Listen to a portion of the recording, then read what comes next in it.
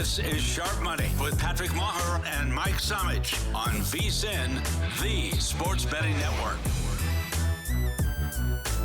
You're looking live, Sharp Money, VSiN, the sports betting network. Super Bowl 60 still underway, but we do say hi. I'm Patrick Meagher, of course, Mike Somich, straight off the board there at VSiN and Circa. We are live, so we welcome you. Your comments are welcomed as well. You give them, we read them. And again, you can find us. We are, of course, Sharp Money-VSiN. It's 29-13. Listen, for a game that went to the break 9-0, Samo, we've got a lot to discuss, specifically this fourth quarter with MVPs jumping all around, potentially the over-cashing with a hold coming back. Happy Super Bowl Sunday, Mike. Welcome. Woo! Patrick. Not an exciting first half, but man, things started to get going in the second. Got a lot more fun from that front. Crazy fourth quarter. Like, it felt like this was just dead under all the way until that fourth quarter, and then we've got just the chaotic finish, quick touchdowns for both teams to start the fourth quarter. We didn't even have a touchdown score till the fourth quarter, and now they're trying to push it to the over. Still about 30 seconds left as the Patriots trying to get in the end zone and see if they can find a way to force this game over. I'm an under better. I'm sweating right now, so we'd like to keep this under here and finish off a phenomenal day. Yeah, there's a lot to get to with this. We won't be going play-by-play, but again, your comments here live on YouTube, Sharp Money, Mike Somich, I'm Patrick Meagher. We got the Cobra producing. A couple of things. One, you mentioned it was 9-0 at the break. 3 points scored by Seattle in the third, and then we had a complete outbreak. We've had 30 points, a missed 2-point conversion by the Patriots as well. So we're sitting on 42 points, this close 45.5. The big story here is he's probably going to get the MVP, and that's Kenneth Walker. Kenneth Walker, a little over 2 minutes to go, broke off a 30-plus yard run, Mike Somich, and it was called back with a hold. That would have cleared the total, obviously, of 45.5. Yeah, that would have been the play, but it ends up coming back there. It felt like I was surprised the Patriots able to push in the end zone with the Mondre Stevenson pass. Looked like that one might hit the ground. That was a little bit of a sweat, but the big one there, yes, the hold there on Seattle, or else we would already be over this total. Patriots, a last gasp here. Doesn't look like they're going to be able to get in and force this thing over, so it looks like we're going to end up with an under and a big-time Seattle Seahawks cover. And Mike McDonald just got drenched. It looked to be green as far as the Gatorade. That is about as live as you get here on Sharp Money and YouTube. But Super Bowl 60 champs, the Seattle Seahawks. We'll get into the game itself. If you did bet on the Gatorade, it looked like it was green to me. We've got a 29-13 finish. So, of course, Seattle does cover Samo, and we stay under the posted total of 45.5. Yeah, we do stay under. Seattle alts all get home. That was a big one for me, being able to play them up to 14.5. So happy we got all of that Seattle alt action home. Really interesting game. Not so much interesting early, but interesting kind of how it played out. Like, I'm not sure what we were doing from an early perspective here when you're looking at this New England offense, what they were trying to do, what the game plan was to try and come in and attack this Seahawks team. Matt Brown and I were live for the majority of the game. It made no sense they weren't forcing the football downfield. They just were choosing to kind of keep everything short, not really try and take big shots. Only one deep pass in the first three quarters. That was to Matt Collins on kind of a scramble play. Everything else was just these little dink and dunks, and they needed big plays to try and be competitive here with this Seattle Seahawks team. And they finally got a couple of those in this fourth quarter, but it was just way too little too late. Yeah, we'll officially catch our breath, because Mike just did a great job kind of recapping what just happened. But Super Bowl 60 is in the books. We do welcome you. This is Sharp Money. We're going live on YouTube. It's VSiN, the Sports Betting Network. Spread the word. That would be very much appreciated. By the way, if you are joining us live, you can go ahead and comment. If you comment, I guarantee Mike and I are going to get to your comments, so you can be interactive, a part of the program. There is a lot to unpack. So those that don't know, over on VSiN channel 158 on SiriusXM, YouTube TV, and the VSiN Watch app, Mike Somich and Matt Brown were on during the game. And it was an uneventful first half. I jumped on with the boys at 9-0 at the break, and we asked the question, what changes in the second half? Well, frankly, third quarter, nothing changed. Sacks kept coming. We'll get to the sacks, which was 6. It was 7 at one point with a tie of the Super Bowl record, which was taken off the board. Nothing happened in the third, and then Mike, obviously we had an explosion here in the fourth, which then threatened the total. You and I were both on the under. Yeah, this was wild, man. I thought I was sitting at the halftime talking about 21.5, 20.5 in the second half total. I didn't know what would change, and really nothing changed in this game until we started to see New England have to put the pedal to the metal, right? Because it was the turnovers for the Seattle defense that created shorter fields for the Seattle offense. That's how they were getting their touchdowns. New England on the other side, Drake Maye just started YOLOing it out there, and that's how they were having success. You know, the Mac Hollins 3-play 65-yard drive, 2 completions to him. He's just out there taking shots. I mean, he had a couple interceptions that didn't end up happening that easily could have been intercepted because he needed to make plays down the field. And you saw the flip in the Patriots' game strategy. And when that flip happened, that's when the points started to rack up in that fourth quarter. And it would have been, in my mind, one of the all-time bad beats. Like levels of like Patriots New England Falcons New England if you had the Falcons plus 3.5 here, if this game had gone over, because we were 9-0 at half, we were 12-0 after 3. This did not deserve to go over 45.5, and yet without a holding penalty, we would have cleared the total. I would have been much sadder on this broadcast, and it would have been a little bit of a bummer, but it was really New England opening up their offense that made the difference. I don't know why they didn't do that earlier. Again, you got to, they were not going to be able to cross the street time and time again. 10-play, 12-play, 15-play drives are not New England's friend. We saw in the first half, it was negative plays. They had 7 negative plays in the first half, including 3 sacks. You're not going to be able to do that against Seattle's defense and move the football consistently. So you need big plays. You need shot plays. And to not be going for those, I thought was just a mistake right out of the gate. I don't know what Josh McDaniels was doing for 2 weeks leading up to this game, but it sure as heck wasn't game planning for this defense because that offense was pathetic in the first half. Let's officially welcome Nick Sievers, our first commenter here on our live post-Super Bowl Sharp Money program. Nick Sievers says, under was the easiest bet ever. Let's go ahead and contextualize that for our buddy Nick. Matt asked the question, Samo asked the question, Mike did, what would that be one of the worst beats of all time? We went to the fourth 12-0 and a hold on a run from Kenneth Walker, or that was going over the 45.5. I really can't conceptualize, like Nick said, we did stay under the total, but if it went over, worst beat ever. Ridiculous, because it didn't even look like Seattle was trying to score that many points. But again, the turnovers is what really changed this game and the style of this game, the strategy of the game in the fourth quarter. I have another nit to pick here. I thought this was a atrociously coached football game by the New England Patriots across the board.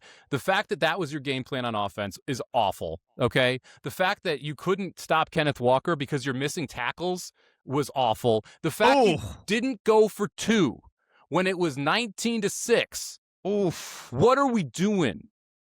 If you go for 2 there and you miss it, 2 touchdowns still wins the game. If you go for 2 and you make it, you're a touchdown and a field goal and a 2-point conversion away from tying it. There is absolutely no downside and infinite upside for going for 2, yet they don't do it. Just a bonehead decision there. This is just really let's be honest, Mike McDaniels should have won Coach of the Year. This was just a much better coach Seattle team. And what he was able to do with this defense is just, it's next level, man. Comments coming in, Sharp Money. Gary Renninger, 9,000. Josh knew he couldn't win. He's talking about Josh McDaniels. I wrote down in my notes, so I'm glad you brought it up, Samo. McDonald, Kubiak, greater than sign, Vrabel, McDaniels, and we could do 3 hours. A lot has been made about Vrabes, and he's done a hell of a job with the culture, but I think he got a little underwater in this one. It was going slow enough that he shouldn't have felt overwhelmed, yet he did. And you point out the 2-point conversion, not going for it there. There were other options as well that we could point out. I'm surprised you didn't roll out Drake Maye more, right? Don't you want to utilize his legs? You have all these 3rd and 2s, 3rd and 3s, and he's just standing back there like a statue and allowing the pass rush to go after him. I got to give a hat tip to Mike McDonald, who changed tendencies and started blitzing a lot more in this game than what we had seen consistently throughout the year. He wanted to heat up Drake Maye, and part of his plan to not allow him to scramble was to bring extra rushers. But that makes me want to move Drake Maye even more because it allows him to use his legs if he's able to get outside and you are able to catch a blitz coming from the wrong side. So I don't know what the Pats were doing, man. This was one of those where maybe they thought they couldn't beat them, but you can't take that attitude going into the Super Bowl.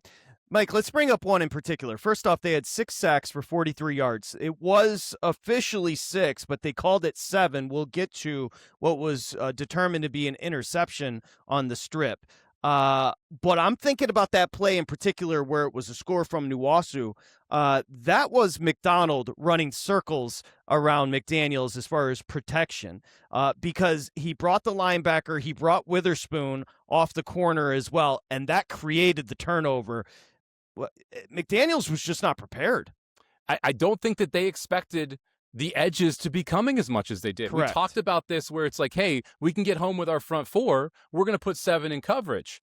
That's not how they ate this game. They were like, guess what? Witherspoon's coming off the edge. Guess what? It's going to be Emanwari coming off the edge. You've got to figure out your protections. We're going to create one-on-ones across the board, because if we bring 5, your rookie left guard and rookie left tackle have to stand up, and you have to understand who's coming and who's not. And that was just a point of confusion for the entire game for this offensive line from the Patriots. And it's funny, Matt and I on the desk talking about this. It's 12-0, and I'm sitting there, I'm like, the turnover's coming, Matt. Like, as soon as the Patriots have to open up, the turnover is going to come from the Seattle defense, and that's what we saw. As soon as they opened up, here comes the strip sack fumble, here comes the interception.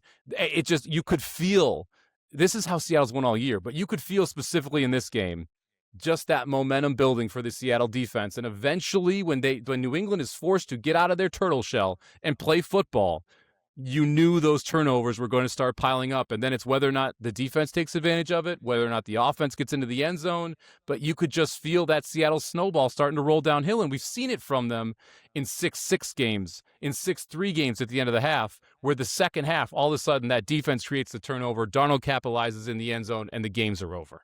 Sharp Money is live. YouTube, spread the word. We appreciate it. Get your comments in. We will be reading them here on the post as far as Super Bowl 60. A couple of things. We're waiting for the MVP. You could go Jason Myers. Kenneth Walker most likely is going to get it, but let me just say this quickly. Myers broke a record as far as points. He had 17 points in this one, the kicker there for Seattle. 5 field goals, a couple extras. So most points by a kicker in Super Bowl history, which I believe you were very much in handicapping all over. That being the kickers being very busy in this one. This was a very fun game for me, Patrick. This one went very well. Here comes the live flex, everyone. The kickers one. We had over 3.5 field goals. We had over 4.5 field goals. We talked about those props consistently throughout the week on Sharp Money, on VSiN. And the handicap was, these are coaches that want to kick, as we saw from both Seattle and from that extra point from New England. And there are defenses that can stop in the red zone. And that's what New England actually did very well early on in this game. They were able to get red zone stops, so this game wasn't pushed out to an insurmountable margin early. But that meant those field goals kept going up and going through. So nice to cash those field goal props. You were all over the 5.5 sacks props. That was a lot of fun. Circa had 2.5 and 3.5 sacks for Seattle specifically. That was a lot of fun. Talked about those on Ready, Set, Bet yesterday. We got the Cooper Kupp first quarter home. He goes over yardage, 14.5, all the way up to Seattle minus 14.5 cashes, the under catches. Oh, yeah. It was a nice little send-off to the NFL this year, Patrick. And let's say this, Maye, who I believe had 7 completions going into the fourth, ends up with 27 completions, 43 attempts, and 295 through the air. What a skewed stat line. This fourth quarter has kind of discombobulated me as far as looking at the box, because there's a 3-quarter box from Super Bowl 60, and then there's a 1-quarter box. We got to analyze this completely differently. Yeah, look, they put up 30 points in the fourth quarter. Like, what? How did this game result in 30 points in any quarter? It didn't look like we were going to get to 30 points in the game at any point of the first half or the third quarter yet. That crazy. The fourth quarter got drunk, Patrick. And again, this was part of the game script, though. If I tell you Seattle's winning by 14.5, you kind of like Maye passing props over. You kind of like Maye attempts over, because the game state in a game where it's literally like, this is it. You're just going to keep trying and trying and trying. And that's really what created the chaos in the fourth quarter, is that the Patriots are down 12 and they started to have to force things. And once they forced things, the defense was able to start getting turnovers, making plays, and this thing just absolutely opened up. To your point, like Drake Maye, it's a pretty faulty 295 passing. Like, let's be honest here. Well, a couple of things. You mentioned the game got drunk in the fourth. I think America deserves some drinks after those 3 quarters that we witnessed. We should back it up here, Sharp Money, as we are live here on YouTube. It's Sharp Money VSiN. If you'd like to spread the word for us, again, you get your comments in. We are going to read them. Mike Somich, I'm Patrick Maher, Matt Deutsch producing. Couple of things. Let's back up. The first half was, and I said you and Matt were doing the Lord's work. It was you went to the break, if you're Seattle, thinking, wow, we really don't have to do much in the second half. We're not being overwhelmed with the coaching, which we mentioned, and the how would you say, creativity offensively from Josh McDaniels. How you don't have, I don't care if it's left or right, how you don't have Maye continuously on the run, whether it be rolling out to find receivers or use his strength, which is his legs, is beyond me. And you had a what was it, 9-0 at the break, and it felt like it was 29-0 Seattle. Yeah, there was nothing in the first half that made you feel like New England was going to be able to move the football in the second half. Right. Because, again, it was all of those negative plays, the sacks, they had multiple negative plays on run plays and passing plays. Like, you cannot have negative plays if you are New England in this game. And when that came to fruition in the first half, you knew it wasn't going to change a lot in the second half. And, again, New England's points came off them opening it up, right? It wasn't like these were methodical drives that allowed them to be able to matriculate down the field. And I'm a little disappointed they didn't open it up a little bit earlier. But, what were they waiting for? Honestly, what are you waiting for? I think they thought we just need to be within 1 score in the fourth quarter. And so when you're sitting there and it's 9-0, you're like, that's fine. We just need to come out and we need to score a touchdown drive on the first drive of the third quarter. That was the drive I have the most issue with, Patrick. Right. That 3 and out, where you could have gone for it on fourth down, where you could have moved Maye out of the pocket on 3rd and 2 and didn't do it. That was the drive where they had to come out and be more aggressive. They had to come out and try and take that a chance to get it within 1 score, and to come out and just be so vanilla and like, we don't have any guts, we're not going to push the ball down the field, I thought was pathetic. Like, that, you had to flip the switch. But I have to put some of it on Vrabel. Because if I'm going to kill McDaniels, there's nothing beyond the Sunday, February 8th. What are you waiting for to empty the tank? Our buddy Gary Renning said, finally, the NFL has a USC quarterback that won a Super Bowl. I will say this, Nwasu is also USC, and he ended up with the score on an interception. So we should talk about, let's frame what was happening with Maye. The reluctance to get him out of the pocket left him a standing duck.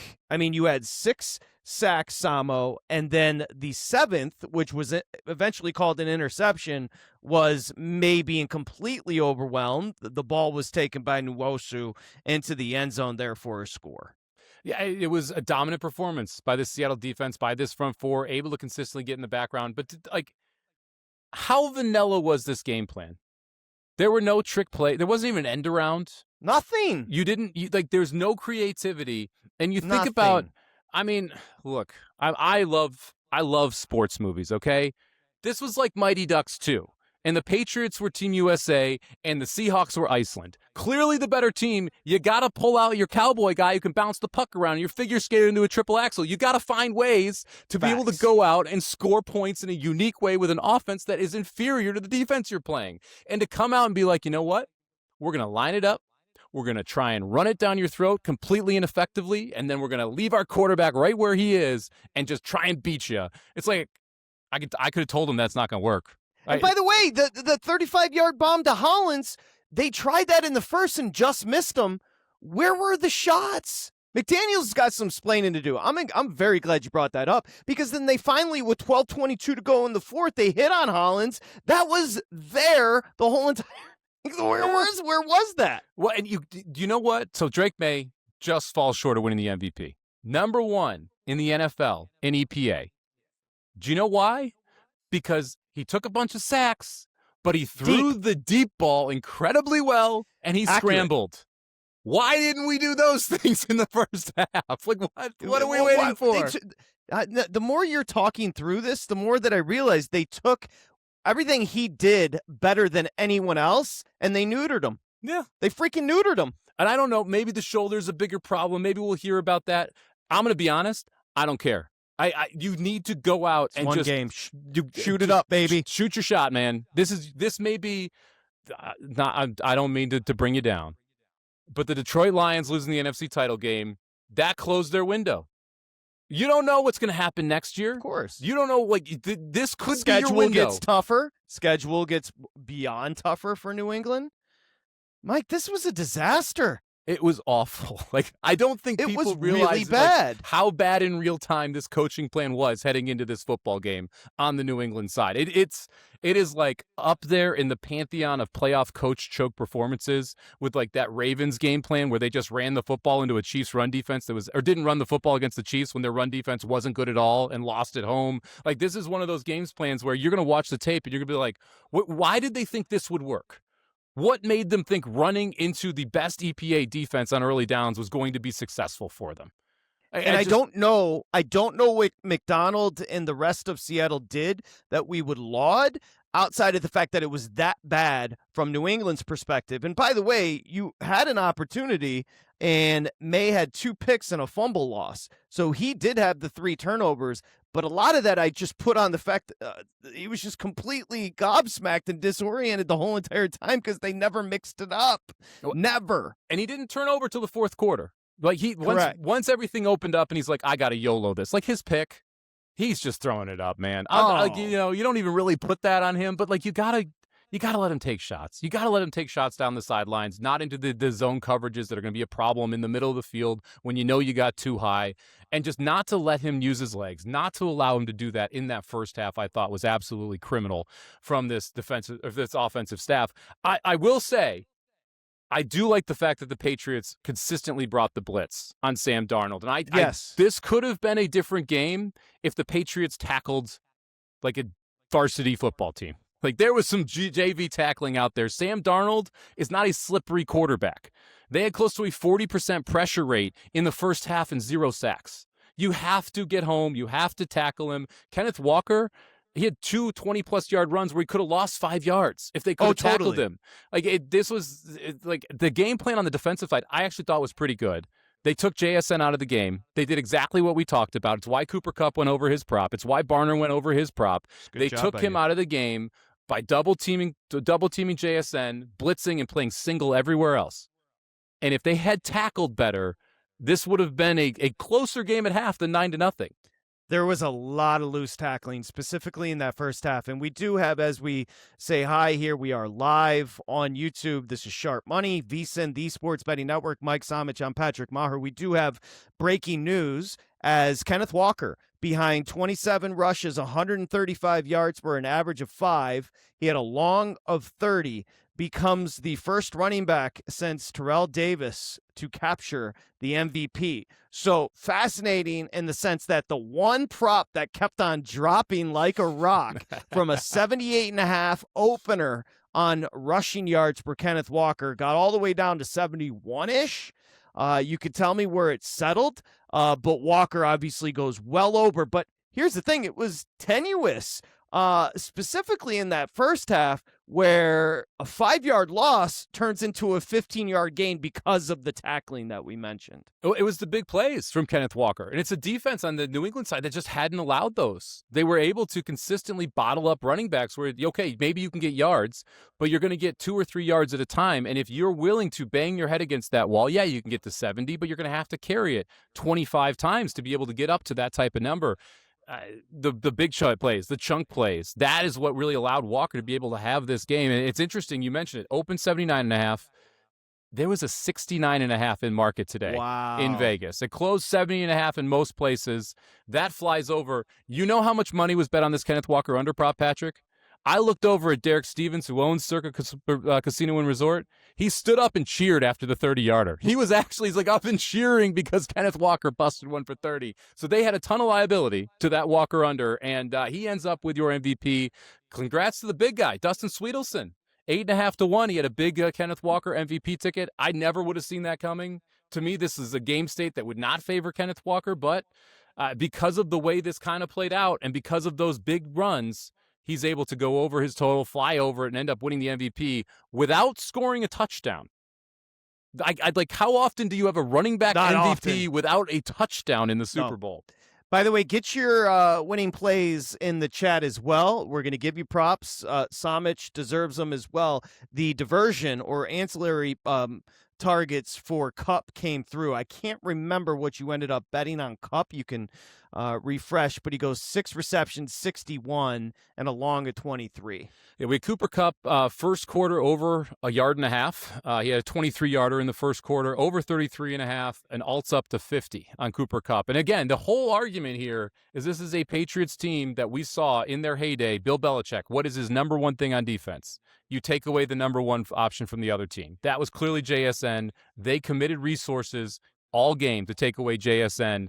That meant it was going to be Cooper Kupp, who was going to get a lot of targets here. And I would be willing to bet 12 targets, which is what Cooper Kupp got in this game, is the most he's gotten all season. They just had to throw to him because of the coverage, how it played. And so he was able to absolutely eat in this game and get the Seahawks team going on specific drives. So Kupp, huge game for him. JSN, you don't want to see him in and out. Like, it was a bummer to see the ankle and then the concussion. He had one opportunity in the first quarter where Darnold just missed him on an 86-yard touchdown pass when he broke behind the defense on a blitz after Darnold was able to escape. That would have put him over every number from a prop perspective in the first quarter. Instead, he ends up 4 for 26 here, and just a really inefficient night for JSN as he had 10 targets but only 4 catches. Yeah, I would say the dark side, which is what they call the defense now, kind of overwhelmed a bad offensive game plan from New England here. Let's focus on Darnold, who, 28 years old, 5th team, had been labeled a bust. I would put his performance as shaky. He did seem nervous at times. There were a couple of plays I'm thinking, one in particular, Kupp, that he missed. I'm thinking of another one where he had him and he literally just missed him. A couple of nice throws, but I would say he was somewhere exactly what we explained coming into the game. He could play okay, and they could win by doubles. They could win by margin, and that's literally what happened here. I would say, like, if you grade him out based on the entire season, above average. This was about a 5 or 6 out of 10 for Darnold. Average. But you know what is a 10 out of 10? He led the NFL in turnovers. He had 0 today. That was the one thing that Darnold had to go out and do. And the sack that he took, he immediately covered it with 2 hands. He knew it was coming. He accepted the sack instead of trying to do something he shouldn't. The passes that he threw were not turnover-worthy passes. The closest he came to getting intercepted was actually a ball that hit off JSN's hands where JSN probably should have caught it. So you don't have turnover-worthy plays. You take the sack and get off the field and let your defense do the thing. That's as important as he needed to be. I don't love the term game manager. He needed to be a game manager here because he knew how big the advantage was on the other side of the ball with that Seahawks defense taking on the Patriots offense. I'm having a hard time kind of discerning what this Super Bowl was for 3 quarters and then into the 4th. I would say for 3 quarters, the Patriots' performance, both on the field and then coaching, maybe the worst I've ever seen in a Super Bowl. And then things just got weird and wonky in the 4th. Do you see my point? It's almost hard to distill. As far as preparation, you're not going to find a shakier game plan coming into it than what we saw from the Patriots for 3 quarters here. I mean, that was my main takeaway. Just really disappointed in the Patriots offense. And I realize they were at a disadvantage. But when you're at a disadvantage, you got to find ways to try and create chaos. And you got to try and find ways to confuse defenses. And you play into your strengths. And the fact that they didn't play into their strengths for those first 3 quarters, that they didn't take shots down the sideline, that they didn't roll out Drake Maye, that they didn't try and create situations where Seattle's blitzing. They were blitzing on almost every 3rd down. Why isn't TreVeyon Henderson getting a screen pass? Why aren't we trying to play into, like, let's try and trick them, let's catch them in something they're not expecting? The decision to not do that, it's really hard for me because if you talked about which coaching staff has the advantage coming into this game, you have to think the preparation side was advantage Patriots. It's Vrabel, who's been to a ton of Super Bowls. This is Josh McDaniels, 9th, 10th Super Bowl. To be this ill-prepared heading into the game, I thought was shocking. No, it's a good point. And by the way, the Henderson touches you could tell he was getting confidence in the second half. And the explosive difference, the explosiveness, the difference is palpable. You're watching, and you could see Stevenson and Henderson, and it's like, where was Henderson? Where were the looks? John Massey writes in here, Sharp Money Live after Super Bowl 60. Seattle brought more than 4 early in the game, rattled the Patriots. Maye looking over his shoulder during the play. What John says is correct. It's just the diversity, how they're able to get pressure, because they're bringing 4 early, and then all of a sudden they bring a linebacker and Witherspoon late that turns into a touchdown going the other way. Yeah, I love Seattle's defensive game plan. I love what Mike McDaniel does. Like I could gush about him for 3 hours. Like the fact that every week he changes the game plan defensively against specifically to tailor it to the team that they are playing, and what he did in these 2 weeks. He broke tendency on the defensive side.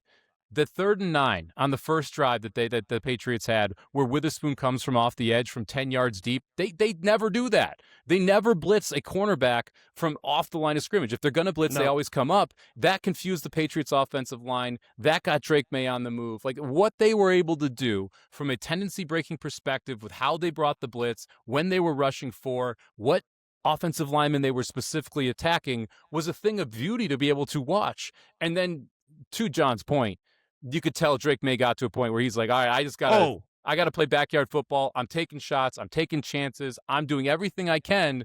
But that brought in the variance. And then when you have so much talent on the defensive side, that's going to bring out the turnovers. It's like to John's point. Good job, John. You get your comments in. It's like when you're bringing 4 early and it's working, then all of a sudden, when they brought the corner blitz, it feels like 15 guys coming at a 23-year-old kid in his second year. And that's what it was. He was seeing ghosts. We talk about Darnold seeing ghosts. He was seeing the shadows of Seahawk defenders when he's in the pocket there. And he did everything he could.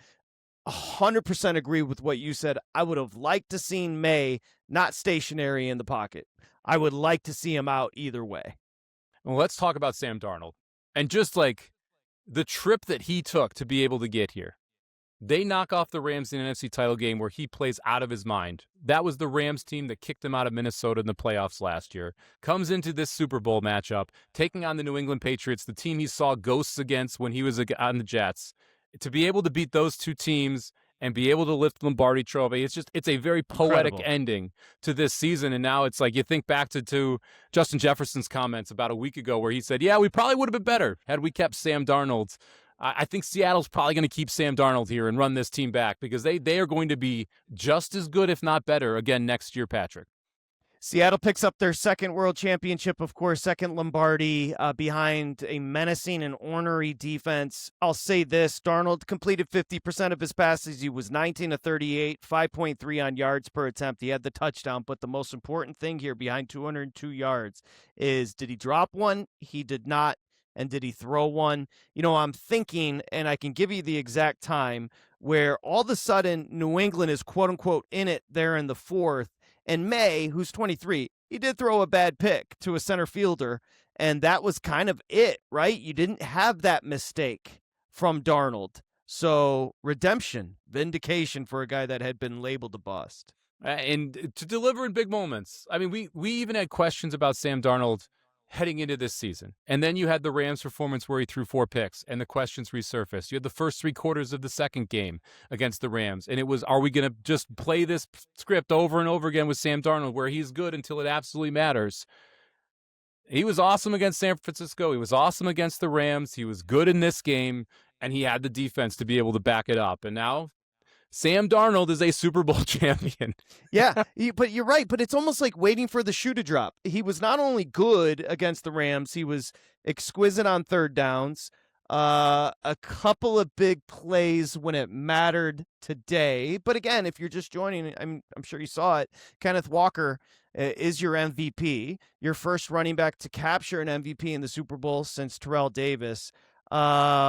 And it just got working early with him where you could tell that Walker was gaining confidence. Like, I thought that was going to be a 5-yard loss. And then he got the sideline where he danced for 15 extra yards. And the tackling was just abhorrent. Bad. That was another one Because I'm like, again, Matt and I on live on VSiN during the time, and I'm like, Sam Darnold's not slippery. He shouldn't be able to okie-doke a linebacker to get an extra 9 yards. And it's just that was consistent with the tackling from New England. Like, they were, every single time we saw a play from Seattle, it felt like they were getting the extra 3, 4, 5 yards. Every time we saw the Seattle defense, they were stopping those 3, 4, 5 yards plays where just stopping them in the tracks for 0. And that matters over the course of a game. Those yards absolutely add up. And to think that Sam Darnold was going to have a 12-yard run in this game, I mean, it looked like he was going to get pasted 4 yards down the field, and he was able to just kind of shimmy right through and keep it going. Our buddy Nick, Darnold isn't a top 10 quarterback, but he didn't need to be. He's good. The team is great. Well put. Had a friend over asking me what makes this Seattle defense great, and I just said all 3 levels. I mean, it is so competent at every single level. And then you throw in, I mean, we do have a man crush on McDonald, but the deeper you dig into schematically what he does, I mean, they're stopping the run in nickel packages. Like, they do everything like, modern day wise, they do it perfectly on defense. He was the defensive coordinator for the Baltimore Ravens 3 years ago. That was a top 3 defense. Been a train wreck since he left. He took over a defense that was around 20th. They have been top 5 over the last 2 years in the second best or second best defense all season this year. That's the dude who is topping it, who's heading it, who is able to make these moves. You look at the players on this roster. Guys like Kobe Bryant that was cut, that was traded. Like, these are throwaways from other teams that are playing key roles for this team because of the strategic attitude from Mike McDaniel and how he is able to figure out the weak spots, the weak points in all of these offenses and attack them with speed and with talent. And it's such a phenomenal job. I could not be happier to see someone where I'm a guy who's like hired the offensive coach. There are rare cases where a defensive coordinator is transcendent, doing something new, doing something different, able to game plan week in and week out. There's maybe 2 of them in the NFL right now. Mike McDaniel, one of those guys. I'm happy he was able to get it done. We are getting our buddy Matt Deutsch, who's producing a lot, joining late here. Super Bowl 60 has wrapped. We welcome you. Sharp Money, we're live. Post Super Bowl 60, 29-13, Seattle with the winner. Mike Somich, I'm Patrick Maher. Of course, VSiN, the Sports Betting Network. If you get your comment in, maybe you just want to flex a little bit about a bet that you won. Here's an example. Our buddy Ran, 274. Cooper Kupp receiving prop, easiest bet. That Rashid Rush bet got crushed the bad way. He's 100% right. You got the one attempt. You're hoping at 5.5. You're hoping to at least get an attempt. He did. It goes for -5. Yeah, you knew he was get the rush. The question was the yardage, right? And that's where like you're like, can I get carries? Can I get carries over 1/2 instead of yardage over 3.5, right? But the number there, just a -5 yard run for Rashid Shaheed, not able to get positive yardage on it. I kind of hate that play, by the way. Can we just run like an under center end around if we're going to run Shaheed? Right. Instead of like this like fake to Walker, Darnold turns around, flips it 2 yards backwards, so he's like 8 yards behind the line of scrimmage when he gets the football. Yeah. Like I don't love that play, but but the Kupp one, man, that's just when it all comes together. When you understand what the defensive structure is going to be against the team, and you know exactly who's going to benefit. That was Cooper Kupp today with the defense that New England played. Yeah, my personal 3 biggest bets were your first half under 21.5. Full game under, which we got lucky with the Kenneth Walker hold on that run. I don't know what happened in the fourth quarter. And then I went with Mike with the 4.5, but I also laddered that where I laid plenty with Seattle. And that's kind of the script. You know, I came on with you and Matt Brown, and I said, I think the verbiage was, that was a remarkably scriptable first half where you had a team in the Patriots. It felt like this was a team that was ahead of schedule in the first half. Yeah, we expect this team a year from now, 2 years from now, and just on paper, whether it be man for man, coaching, whatever it is, Seattle, just the better team in the first half, played out perfectly like that. It did. On script. And you saw that, again, the Seattle defense was as dominant as we thought. I think the strength of schedule questions all got answered. It was ridiculous. We talked about this on Sharp Money. Every single head coach that the Patriots played was fired unless they played an NFC South team or the Jets. It felt like that was the team that was out there on the field trying to play against the Seattle Seahawks team. It just they danced through some raindrops to get here. And you can't take that away from New England. They can only beat who's in front of them. But at the same time, this is the first time they played a team that's got an offense and a defense that are both top 15 in the NFL. And this is a Seattle Seahawks team that's had to deal with the best division in the NFL, in the NFC West. Oh, yeah. I mean, and had to beat San Francisco multiple times, the Rams twice to get to this point. I joked about it right before the game kicked off. The Super Bowl was 2 weeks ago. This is just the other game that's playing, because the Rams would have won this football game too. They would have blown the doors off the Patriots as well. It was just a fortunate scenario where the Patriots able to get here, and a honestly atrocious coaching job once they got here, because terrible. Didn't even have a chance. Let's note some notables. One, the 6 sacks by Seattle in Super Bowl 60, one off tying the record of 7, which at one point before it was ruled there an interception, they had tied it at 7 sacks. Felt like they left a couple of sacks out on the field. And then Josh Myers, he along with Walker was making a case for MVP. He had a record 17 points, of course, the 5 field goals, most points by a kicker in Super Bowl history. New wave net marketer for you. Thank you. That's a mouthful. You guys had some great insights on the game, had some good plays. Thanks to you both. Any updates on Derby horses this weekend? New wave net marketer, tremendous. I'll write that down to talk about what happened at Tampa Bay Downs before we get out of here. Wait for that. But yeah, it was fun. Sharp money kind of getting into this game. What I started to respect about the matchup was how New England and Seattle got here. What John Schneider did, which is maybe the brilliant job by a general manager, building from the floor, moving on from Pete Carroll after 8 wins, who was a legend, bringing in an unknown, and then just hitting the draft, trading away Russell Wilson, accruing picks, trading away Geno, accruing picks and using those picks sagely. And then the Patriots went 11 for 11 in this year's draft, where they had useful players. Both teams, while underwhelming in the Super Bowl, I will agree, were brilliantly built to be here this year in 2026. Yeah, the front office in Seattle has just done a tremendous job. Yeah. Tremendous job over the last 2 or 3 years. The decision to sign Darnold, get rid of Geno Smith and bring in Darnold. I mean, it was a jump ball. That was a jump ball at the time. I didn't think it was a slam dunk. I wasn't sitting there saying great move. You know, it was a risk, and the risk absolutely paid off for them. But you look at some of the dominance you have, like Byron Murphy, who's homegrown, Witherspoon, Woolen, the 3 offensive linemen. Emenwari. Like, this is a team that was built around the draft on both sides of the football, and it was able to find the right window by adding a quarterback, which is by far one of the most difficult things to do. Think about, when was the last time we had a free agent quarterback win the Super Bowl there next year? I mean, it's been a minute. I can tell you that much, because you go back through the last few Super Bowl winners, maybe Tom Brady in Tampa. Maybe I think that's probably the last one, but he's a legend. He's not Sam Darnold. You don't have a Sam Darnold-esque quarterback go to a new team as a free agent and win the Super Bowl. No, but the reason I'm saying jump ball is when they moved on from Geno, who was very consistent to 10 wins last year for McDonald as a rookie. That was dubious. And then signing Darnold, remember, wasn't a slam dunk, played horribly against the Lions to close out the regular season, played horribly against the Rams. They make a move and they win a Super Bowl.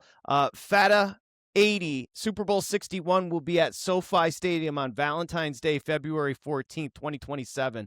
He said the last Super Bowl was at SoFi Stadium. The LA Rams won the championship. Well, that was actually the last time we had one at SoFi was Patriots-Rams, where the Pats won 13-3 in a snoozer, which this was tracking to be perfectly symmetrical to what we saw with the Patriots in 2019 and the Rams. And then the fourth quarter happened, which was this game on tequila. I did not realize next year's Super Bowl is on Valentine's Day. I mean, that is a... What says love? What says love more than... I mean, do we bet the Packers now? Is Jordan Love giving the MVP on Valentine's Day? Fellas, come up with the excuses now. I mean, that's the NFL is really pushing it now. They're like, we're going to take Christmas Day from the NBA. Christmas, Thanksgiving. We're taking Valentine's Day from the ladies. That's our day now, too. We're taking that one back. Oh, man, I did not really. That is going to cause some problems in my household. I'm not going to lie. Roger, do you think Roger Goodell cares about your relationship? He does not. No, that's why there's Friday games, Monday games, Thursday games. Ran 274 brings up a great point, which I neglected to mention. Thank you, Ran. Drake Maye, 37 rush yards, 5 carries. So again, this is what's beautiful about this. When we did sharp money, as soon as those championship games wrapped, it was right around 30. It got all the way up to, did we touch 40? 38.5 was your high. And he finishes with 37. Numbers matter, folks. And it was funny because today was 35.5. So we saw the 28.5 get pushed up to 38.5, came back down to 35.5 or so. It's all about when you bet it. If you got the worst 100%. And you took the over, it was a loss. If you got any of those numbers kind of below that, the 35.5s, 28.5s, there was even 32, 33.5s early last week, all of those end up going over. And we talked about this right on that Sunday show. You got to bet those over props if you like them early. We saw steam specifically on that one. The funny part, the other steam prop was the Kenneth Walker under, and that one got absolutely destroyed because everyone was on that early, and that one flies over the total. Let's bring in what Ran is saying as well. By the way, just want to mention, and we'll get to Hunter Henry, Ran. Good job. Want to mention that this was, and you can get it $60 off. Go to VSiN.com/subscribe to get through March Madness and become a pro. Use the promo code SHARP. I know a lot of people that we respect were on the Patriots in this matchup. And I go into a matchup like Seattle and New England building a case for the dog. You and I, every time we popped on, whether it was Mad Dog Sports Radio or Sharp Money, we just kept on becoming more convinced that Seattle was the right side. Now, we get a little dubious when, every broadcaster and everybody's saying Seattle, Seattle, Seattle. Sometimes you got to stay in your vacuum and not be affected by trying to go contrarian because you see everybody lining up favorite. That this was very much a Seattle Super Bowl to win, and the latter worked out as well. Yeah, I mean, look, it's interesting because you kind of want to be contrarian. You said it, right? You kind of want to be the guy you're that's looking to going build against that the case. grain. Yes. But the thing is like the people that I respect that I talked to about New England, I didn't agree with their arguments. And that's like sometimes you hear it and you hear people you respect. You're like, no, that argument is very logical. But the idea that like this New England defense is wildly improved because of the playoff games and they're only giving up 8 points a game. It's like, yeah, dude, but there was reasons. They played offenses that were atrocious in the playoffs. This Seattle offense is exponentially better than any offense that they face going into the playoffs. So that one to me is an immediate, like, cross it off the list. Not something I'm overly worried about. And like you heard like, well, the schedule's not that important. They're going to hear all week that they're underdogs. You get on the field, man. You look at the matchups. Everything was Seattle in this game. The two weaknesses for Seattle were the tight end, and Hunter Henry did not have a good game. He goes 3 for 31 in this spot, all late. Like none of it happened early. And like the other thing everyone said is, well, New England's going to stop the run. And I thought New England would stop the run. But they did not. They did not stop the run. And when one of your two advantages goes poorly, you end up losing by doubles. I mentioned it was an impossibly rational first half where it's 9-0. Seattle probably left something out there as far as 9-0. I think New England was fortunate at the break to be down 9-0. I thought there were points left out there by Seattle. I thought there were sacks left out there by Seattle. And you brought it up, and I want to give you credit. Specifically in the first half, Vrabel is a tackling guy. That was some of the worst tackling you're going to see from a team in a Super Bowl by New England in the first half. Yeah, I don't. It's so tackling's usually effort, and you have to think of efforts at full force. So it's hard to explain why the tackling was so poor. But it was a really, really bad tackling game for this New England football team. They were allowing the Kenneth Walker runs really stood out to me on that second drive where Seattle goes out and gets a field goal. The 30-yarder, he should have lost 5 yards. And then the 23-yarder, he's bouncing it back outside. He should have probably been tackled for like 2, and then all of a sudden he's 20 yards down the field. Like those are the mistakes you absolutely can't make in these Super Bowls, especially as an underdog, and especially when you're trying to work through everything. So I kind of bummed we got this performance from New England. I would have been fun if they just came out and said, screw it, we're slinging it. Let's see what happens. Let's see if we can get a lead. Because if you get a lead, you can play like this.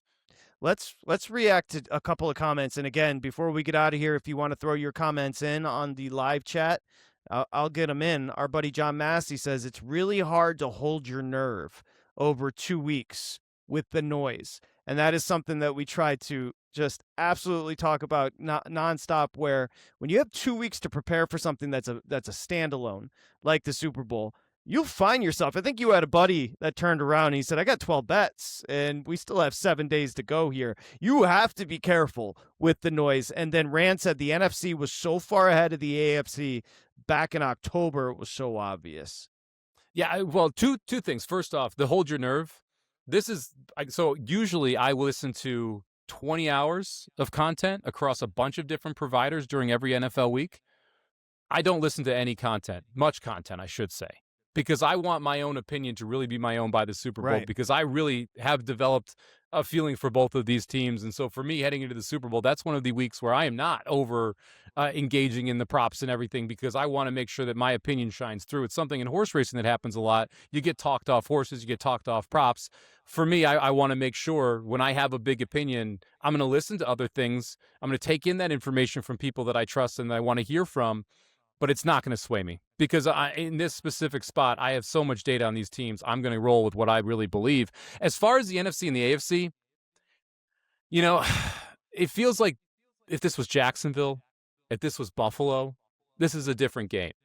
But because of what happened against Denver, and because you saw Bo Nix come out and it was the Patriots, it just doesn't feel like we got the best AFC team in the Super Bowl. And the fact that you didn't have Mahomes, you didn't have Lamar Jackson, you didn't have Burrow, you didn't have the elite quarterbacks that were in the AFC side this year of the playoffs, it just felt inevitable that NFC title game was going to be the Super Bowl game. And I was texting with a friend who's a big Bears fan. He's like, how many of the NFC teams would you make favorite over the Pats? Like, Carolina would have been the only dog. San Francisco would have been a pick. Everyone else would have been – the Bears would have been a favorite over the Pats in my numbers. Let's do this for Darnold because he deserves it. Label the bus. He's 28 years old. This is his 5th team. Let's go to 2018, the draft. 1 overall, Baker Mayfield. 2 overall, Saquon. He got his last year. 3 overall, Sam Darnold. All right, it's important. 7 overall was Josh Allen. This is 2018. 10 overall was Josh Rosen. We keep going until you get to then 32 overall, Lamar Jackson. If I told you in 2026 that we'd be sitting here and a dude that was picked up off the scrap heap, and you just mentioned Carolina, and just being shuffled, would now play well. First off, his game against the Rams was exquisite. That's kind of his Super Bowl. But play well enough and win a Super Bowl after being labeled a bust. I mean, this is why we get into it, right? This is why we love sports. What would the number have been for, like, first quarterback from the 2018 draft class to win a Super Bowl in 2021? What would that Sam Darnold number been? Dude. Because they're like Lamar Jackson, Josh Allen, we're talking about MVPs. Yes. and then Baker, who's like he's been cooking in certain seasons too. Like Rosen would be around the same price as Darnold, like at that point. Like, and it's crazy to think that Darnold got here and was able to win a Super Bowl. It really is. Let's put a bow on it. It was, again, it's a tale of 3 quarters and then the 4th, whatever the hell that was, really. I do feel if you were somebody like me that was on the under completions if you told me at 7 completions going into the 4th that I was going to not only sweat, but lose by a mile my Drake Maye completions, that was wild. But, 3 quarters and then the 4th, quickly, guys, I'm a longtime Patriots fan. Here's our buddy New Wave. I saw this beating coming a long time ago. I bet Seahawks futures market the first game after the 49ers game, Josh Allen would have made for an exciting Super Bowl. Yeah, I mean, listen, when I went on with you and Matt, my point was I did expect the Patriots potentially next year or the following year, but this was on script at the break that they're not on the same level as the Seattle team this year. No, they're 1 or 2 years away. Like Stephon Diggs and Matt Collins are your 1-2 at wide receiver. Yeah. Like, it's not good Collins enough. a legit cast-off. It's not good enough, right? And you look at the defensive side, it's like Christian Gonzalez, okay, but you got Spillane in the middle, look, man, he's kind of slow. Like, he's good at the run stop, but he's kind of slow. You don't have a true edge pass rusher. Like, there are, and New England will have the cap room to be able to address some of this in the offseason. With Drake Maye on a rookie deal, they are going to be able to get better. But they've got to find their way. They've got to sign on everything, and then we'll see what happens with them moving forward, because this is a team that should be here for the next couple of years. Drake Maye should improve. This offensive line should get better. You fix the left side of the line. You move your number one pick into from tackle to guard in the offseason. You go out, you get a left tackle, either via the draft, via free agency, and all of a sudden this team's a lot better next year.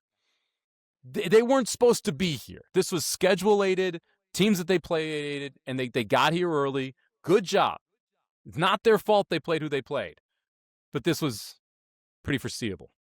By the way, I think both the Patriots and Seahawks are going to go into this offseason top 7 as far as spending flexibility. You're looking at a team like the Cowboys, who are a net negative when it comes to spending flexibility. Both the Seahawks and Patriots are in an awesome position to improve. First off, they paid Darnold. They didn't pay him a fortune. Nope. You still have Drake Maye on the rook.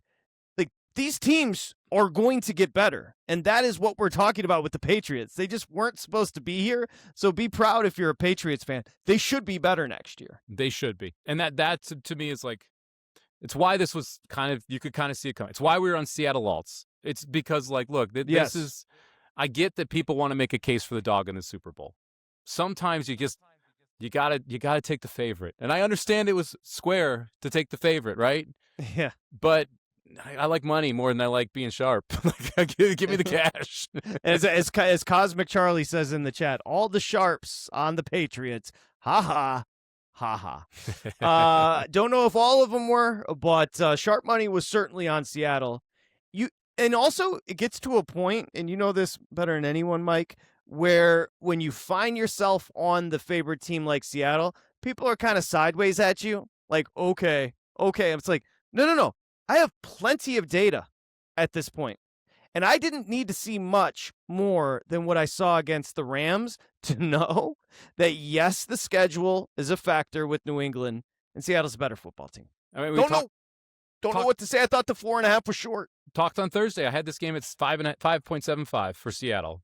Rarely am I off a 1.5 on the closing total in the Super Bowl, but it felt like people trying to make reasons to believe in New England versus give me actual cognitive arguments as to why they're going to be able to come out and be great. And honestly, they probably could have had a shot in this game had the coaching plan been better. The game plan was atrocious.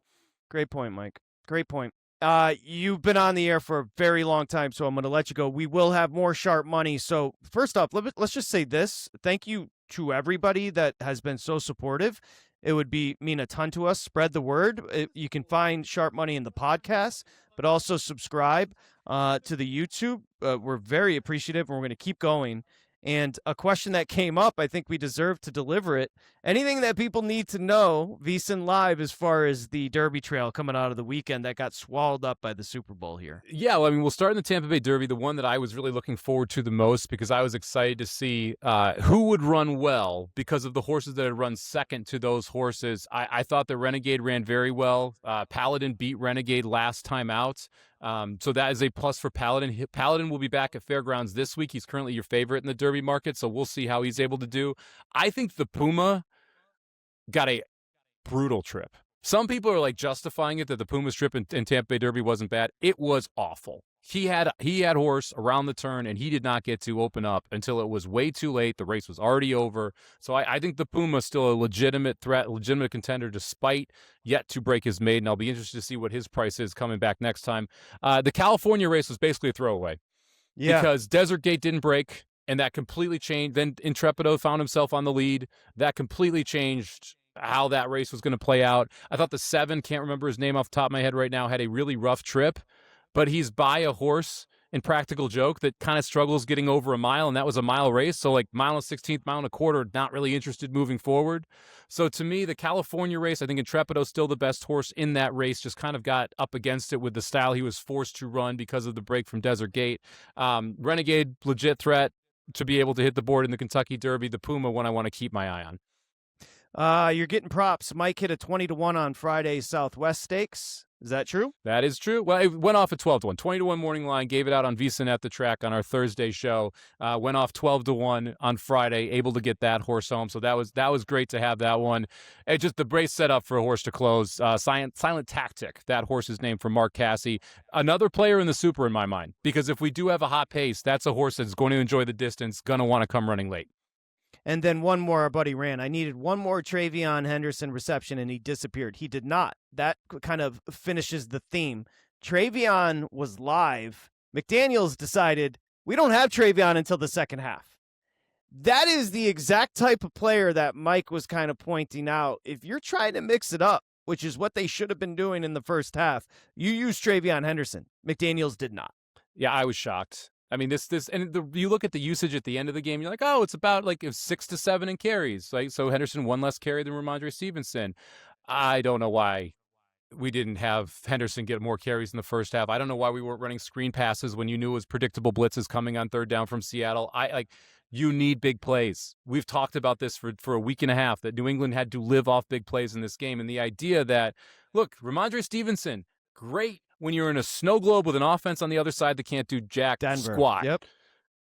TreVeyon Henderson, much better when you're going to get few opportunities to crease a run and take it to the house. He's the one you want with the football, not Stevenson. Same when you're catching a pass. He's the one you want with the football. You need your big plays from your players that can create them, and having a guy that can't create big plays on the field when you need them is a waste of a touch.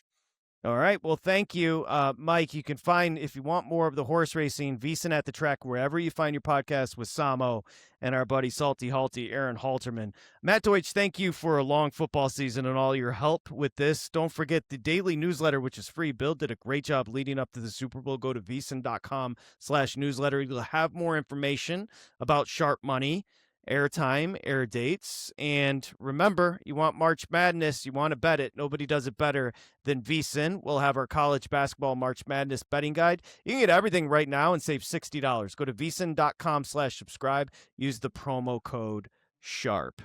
Samo, tremendous job from you. All kidding aside, as far as the Super Bowl and profits made, you get the last word. What do you got, my friend? I'm going to go celebrate. I'm gonna go get a steak at Barry's and drink some tequila, Patrick. We're gonna go. You deserve it. Great Super Bowl. We are gonna go have some fun with that money we just won.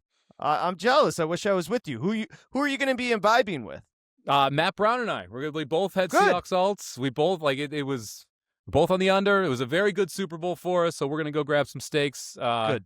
He's probably going to order an $800 bottle of wine that I'm going to tell him he has to pay for because I don't want any of it. And then we'll move along. It's good. It's good. And you can see the boys, Matt Brown and Mike Somich, did a great job. Ready, Set, Bet on Saturdays and Sundays, and as well as the contest show. From all of us here at Sharp Money, first off, thank you for all your participation. Like, subscribe, please spread the word. We'll see you soon.